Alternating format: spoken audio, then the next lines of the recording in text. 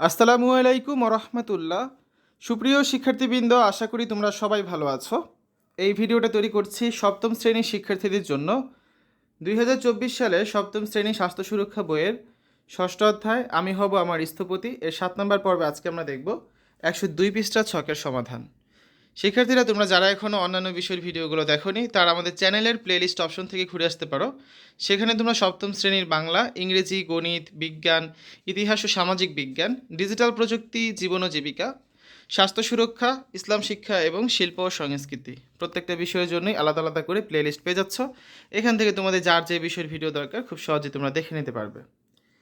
3জন ব্যক্তির সাক্ষাৎকার নেব সাংবাদিকের মতো করে আর জানবো তাদের অভিজ্ঞতা।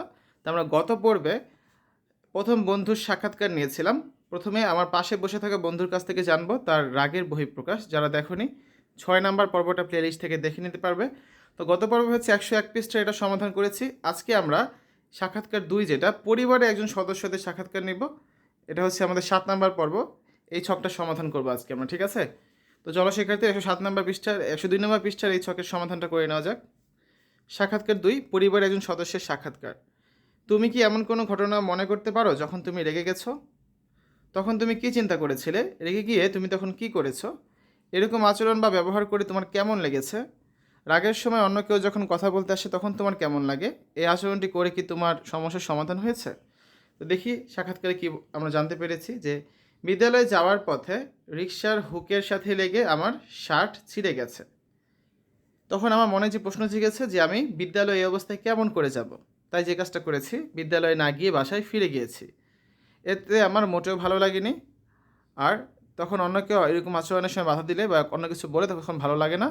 আর এই আচরণ করে আমার সমস্যার কোনো সমাধান হয়নি, বরং আরও ক্ষতি হয়েছে, ঠিক আছে? তো আমরা কিন্তু এই যে 6টা বিষয় ছিল সেগুলো ঘটনা 1 হিসেবে পূরণ করলাম। এবার আসলে ঘটনা 2 দেখি। আমার বাসার ছাদ বাগানে ফুল গাছের ফুলগুলো কে যেন ছিঁড়ে ফেলেছে। তখন মাথায় প্রশ্ন এসেছে যে ফুলগুলো কে ছিঁড়ল। আর তখন আমি যেটা করতাম, ফুল গাছটি উপরে ফেললাম, যে কাজটা করেছি আর কি। এটা করতে আমার মোটেও ভালো লাগেনি। আর এইসব সময় অন্য কেউ আচরণে এসে কথা বলতে গেলে তখন আমার ভালো লাগে না।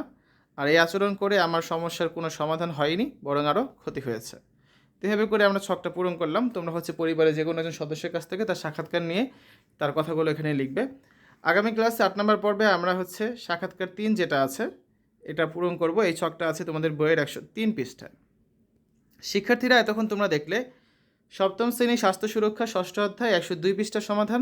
আশা করি ভিডিওটা তোমাদের কাছে ভালো লেগেছে। আজ এখানে বিদায় নিচ্ছি। আল্লাহ হাফেজ।